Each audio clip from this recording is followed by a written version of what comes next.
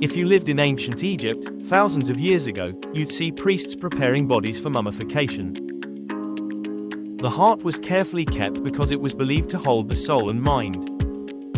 The brain, it was pulled out and discarded. They thought it had no purpose.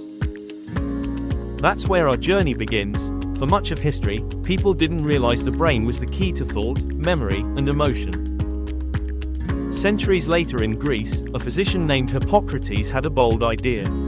He said, "It is the brain, not the heart, that is the seat of intelligence and emotion." At the time, this was revolutionary. In Rome, the doctor Galen treated injured gladiators. He noticed that when the brain was damaged, behavior and movement changed.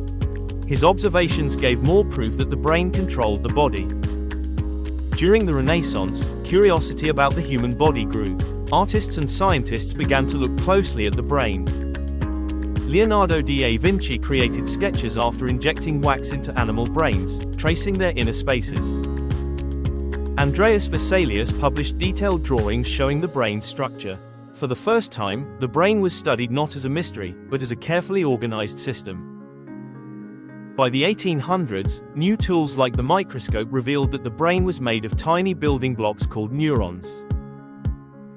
Doctors also discovered that different brain areas had different roles. In France, Paul Broca studied a patient who could understand language but could not speak. After the man's death, Broca found damage in a specific brain area, now called Broca's area. This proved the brain was specialized.